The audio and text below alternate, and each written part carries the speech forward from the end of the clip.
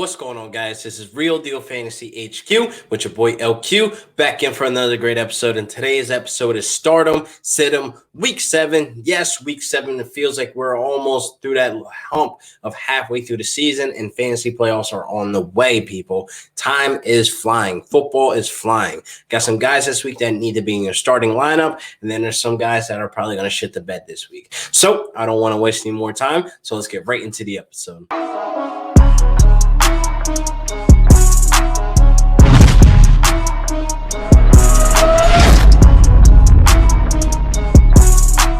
Week 7, Stardom, Sit-em. Now, first up I got for the Stardom is David Johnson going against the Green Bay Packers.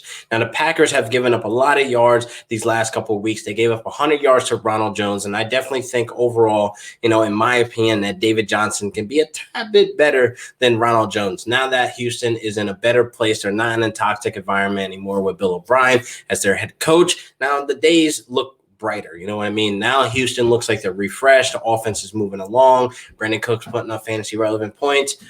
Woohoo, you know what I mean? So I definitely think right now going into this week, we have a great matchup with David Johnson versus the Packers. And definitely we could probably get that version of David Johnson we wanted since week 1. You know what I mean? He definitely came out of the season. He opened the season up as refreshing as he was ready to go, looking like a stud running back, putting up big points. So I definitely think David Johnson this week can do that against the Packers. Next up, I got Justin Jackson going against the Jags this week. Now, Justin Jackson has a good matchup. The Jags have given up a lot of yards and a lot of fantasy points to running backs these past couple of weeks. And I definitely think Justin Jackson has the leg up on Joshua Kelly, as we saw with the snap count. Joshua Kelly, he is a very good elusive rookie running back, but Justin Jackson has that veteran leg up on him. So we've seen the snap opportunity from 59%, to Justin Jackson, and then 35% to Joshua Kelly. So there's that. You know what I mean? So Justin Jackson has a great matchup this week, and I know you guys are suffering with possible suspensions with Melvin Gordon, injuries, COVID, and et cetera, and bye weeks, people. Bye weeks are playing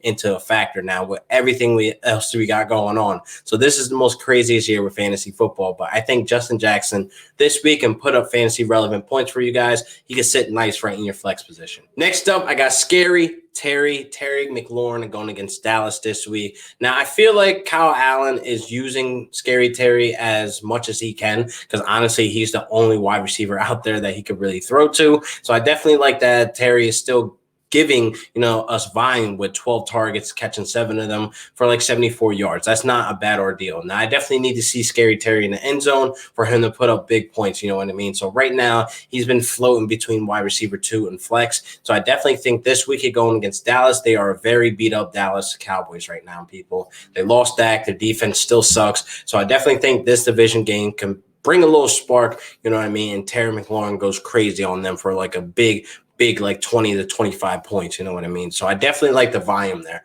I definitely like that Kyle Allen still, able to find his, receivers, find them open. He's doing a good job. I'm not really, doubting him that, Ron Rivera can have him, be the guy that can manage the game. But I definitely like that Scary Terry didn't have a volume drop off with a QB change. I didn't really think that was going to happen at all anyway, because again, he's the only wide receiver out there. Week 7, Sit-em. Let's get right into it. These guys are possibly going to shit the bed. I'm not liking their situation. I'm not liking their matchups. So first up, I got Jonnu Smith will be seeing the bench this week. He's dealing with an ankle injury. It's not too serious, the Titans are saying. We don't know if it's a high ankle sprain. We don't know really what it is. We don't know how severe it is. But even before the injury, he only had 2.8 fantasy points in PPR formats with 4 to 5 targets, I believe. And it's still looking like, damn, man, you had all these targets, you had all these opportunities. Well, not many opportunities, but only 2 points before you got injured.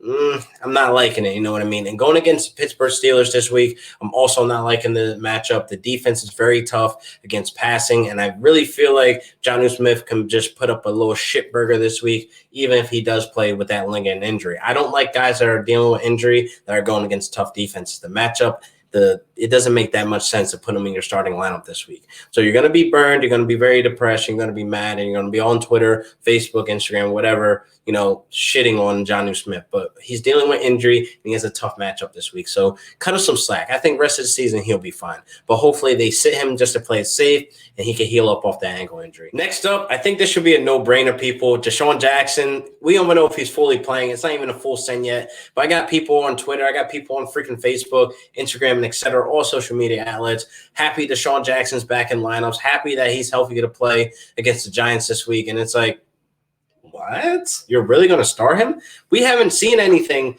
from Deshaun Jackson to be like, yo, we need him in our starting lineup. He's always the week one wonder where he's healthy, he's ready to go. He's making us believers that Deshaun Jackson is going to be great this season. Then boom, injury. We know he's old, man. He's still a speedster, but he's old, man. And he gets hurt very easily. It's like he's injury prone. So I don't know why guys waste their time drafting him. I don't know why guys believe in him. I don't know why he didn't sit the waivers for all 16 weeks of the season. I don't know. But here we are, week 7. People are hyped about him, starting him healthy back into the Eagles lineup, bringing some, little fresh swag or whatever you want to call it to the receiver core that they're lacking. But still, come on, man. Deshaun Jackson, I don't like it. I'm not starting this week, and hopefully you don't. Next up, we got Cooper Kupp, fellow Ram. I hate talking bad about my guys, but Cooper Kupp let me down against the San Francisco 49ers. Dropped 3 passes. A lot of his targets were, missed assignments or, missed throws from golf. But still, even when he had the ball in his hands, he dropped it too many times, people. I don't know what's going on with Cooper Kupp this season. He's very wishy-washy, you know what I mean? And he's still a wide receiver 1 in my eyes, but very low end. He's definitely based on matchups. He's definitely week to week. But I feel like this week against the Chicago Bears is not a good look to be putting Cooper Kupp in your lineups. Now, Chicago Bears, they're looking like a very tough, stouted defense. I'm not saying that they're the best defense out there, but they also aren't the worst. So this isn't a matchup where I'm willing to, roll the dice on Cooper Kupp. Honestly, as my Rams go on moving forward, this is a very tough matchup.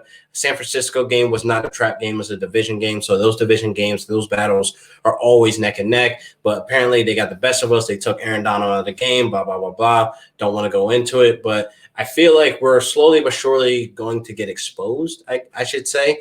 You know what I mean? So the Bears might be this game that be like, stamp it, expose the Rams, expose their offense. Sean McVay needs to come over with something and get Cooper Kupp, the ball in his hands, and Cooper Kupp has to find a way to catch the ball as well. So this week against the Bears is a very tough matchup, and I got to sit Cooper Kupp this week. Next up, pump the brakes. Now, these 2 guys on the pump the brakes list, again, let me explain quickly what pump the brakes means. This guy's coming off a waiver, newly traded, coming back from injury, whatever the case may be. These guys need to be on the wait and see list, or just watch what happens. Not necessarily throw them into your starting lineups as soon as possible. Just wait what happens. There's no need. There's no force to sit them this week. There's no force to start them this week as well. But Le'Veon Bell and Cam Newton are on this list. Cam Newton did not look great last week against the Denver Broncos. That was very, weird to see him in that space. It was a very winnable game for him, and he just didn't look great. And he's coming from COVID. He had little bye weeks or whatever the case may be, of recovery from COVID. So I definitely don't like him going against San Fran this week, who just, locked up Jared Goff and the Rams. So I definitely think this will be a week where I'm like, yo, hold up. Pump the brakes. Let me see what happens with Cam Newton. I just went 2 weeks without him. So it's kind of like, all right, let me see what happens with Cam Newton and see if he can produce points going into next week, into week 8. Now, Le'Veon Bell. Now, he's freshly offered the trade block from the Jets. He finally escaped, Adam Gates' grips, I would say. And we don't even know if Le'Veon Bell will be that involved, into that offense. And I definitely feel like we have to wait and see, because it's a division game. They're going against Denver. They're also tough against the run as well. And CEH is still getting a heavy load and a heavy volume. And it's definitely, something we have to put in the back of our minds that, yes, he hurts CEH's value, but I don't see CEH just completely falling off the face of the earth. So Le'Veon Bell could possibly not even put up fantasy relevant points where he'd be in your starting lineup, and you're kind of like, I could have sat you for that. 8 points. It looks a little icky, and then meanwhile, CEH for like 18 to 20 points. So that's why I'm pumping the brakes on Bell. We don't know where he fits in that offense just yet. So let's just hold off and see what happens. So that was this week's episode of Stardom Sit 'em / Pump the Brakes. Hopefully you guys liked it. Make sure you leave a comment below on what you guys think, and leave your Stardom Sit 'em questions below, and I'll get back to them as fast as I can. And I'll see you guys next week for another episode of Real Deal Fantasy HQ with your boy LQ. Peace.